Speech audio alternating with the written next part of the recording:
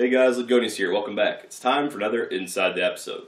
This week we're going inside the episode LIU Atlas Cator Furta, which is the 6th episode of Season 7. We're going to do it in just a few minutes. It should be noted this episode has some adult themes, so viewer discretion is advised. Let's check it out.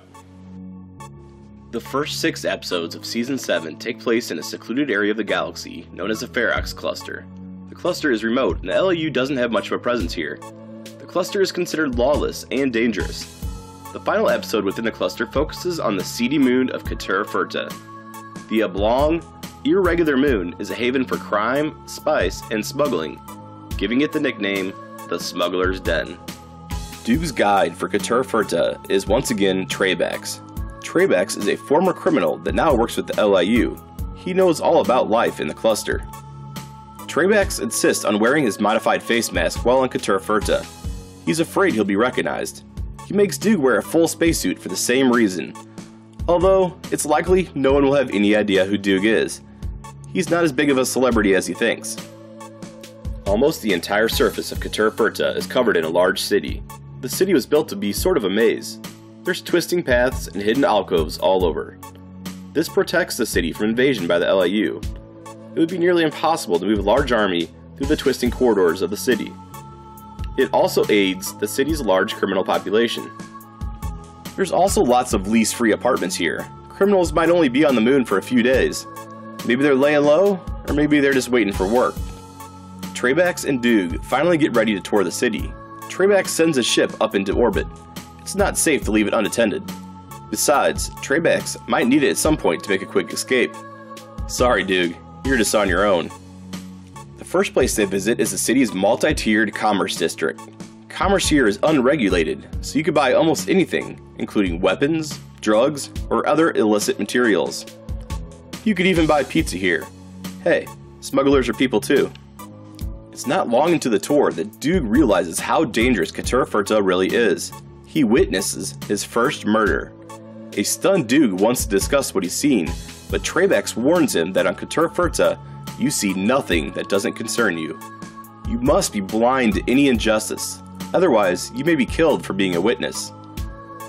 Duke and Trebex exit the commerce district and enter the open-air market. This place is mostly used to fence stolen goods. Duke could probably find some good deals here, but there's no time this visit.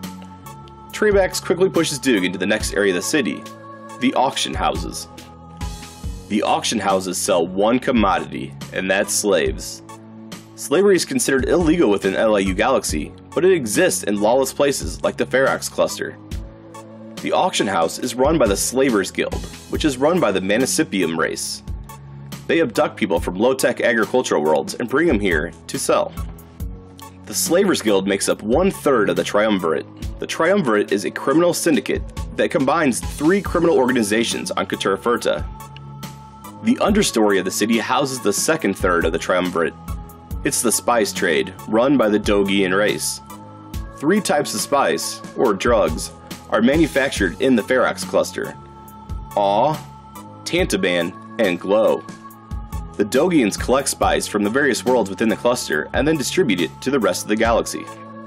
One of these spices, Glow, is grown in large warehouses under the city. Trebex uses some former contacts and knowledge of the Triumvirate to sneak Duke into one of these warehouses. Glow is made from the pollen of the Quees flower. The LIU has eradicated the flower from the rest of the galaxy, but it's still found on Cator Furta. Trebex believes the LIU is really in on the spice trade themselves, and that's why they tolerate Glow on the moon. It's just conjecture though. The spice is called Glow for 2 reasons. For one, the pollen luminesces when it is heated for processing. The other? Well, it causes the users to have red, glowing eyes. Glow is super addictive. One taste can get you hooked for life. It's best not to mess with this spice. The final portion of the Triumvirate is made up of Trilones. Trilones is run by the moon's native race, the arachnid-like Cator Furtans. Trilones is the principal financial backer of all illegal operations in the galaxy. They don't operate in the galactic credit either. They have their own currency, known as the Tri. The Tri is harder to track, making it difficult for the LIU to follow the money. Tri Loans allows criminals to make deposits where their money is safe from the LIU. It also loans out this money to criminals with huge interest rates. Think of Tri-Loans as the galaxy's largest loan shark. When you loan money to seedy individuals, you're bound to have some issues when it comes to repayments. That's why Tri-Loans has a massive army of mercenaries and debt collectors. Against Doog's wishes, Trayvax brings him to one of the Tri-Loans armories. Here, Doog finally meets one of the natives. These biomechanically enhanced spiders are Doog's worst nightmare. The Cator Furtans aren't happy to see Trayvax. They know he's traded sides to the LIU. A fight ensues. Doog changes loyalties several times during the fight, but in the end, Trayvax prevails. He even kills that nightmarish spider guy. It turns out that Trayvax was here on Cator Furta for more than a tour. He's been tasked by the LIU to deliver a message to the Triumvirate. Doog's just sort of stuck in the middle. Trayvax delivers a warning to the Triumvirate Council by throwing the head of a dead Cator Furtan on the table. Trayvax then quickly summons a ship and escapes to safety, leaving Doog outside the council chambers all by himself. Doog hopes his ship arrives soon, otherwise, he's probably a dead man. And that is LIU Atlas Cator Furta. Here's a few things you may have missed. There are several Latin names in this episode. Cator Furta translates to merchants of thefts or merchants of crime, referring to the criminal activity within the city. The race that runs the Slaver Guild are called the Municipium. The Municipium means slave in Latin. The race that runs the spice trade, well, they're called the Ludgonious. That's not Latin.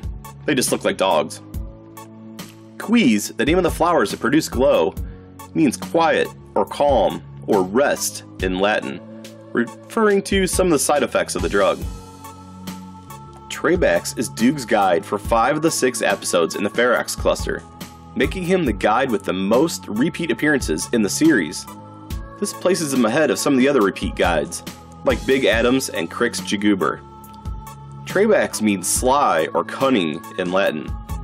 If you watch all the episodes that take place in the Ferox cluster, well, you'll see how he gets his name. The episode helps establish some of the series' lore. It shows that there are competing forces within the galaxy, and that the LIU, while all-powerful, can't control every aspect of the galaxy. It also adds to the backstory of the Dogian race, which had been featured in earlier episodes, like Lacerna Herbs B and Molecinum. There are billions of stars, millions of planets, but there's only one man, Terrence Doog McDougal. Welcome to LIU Atlas.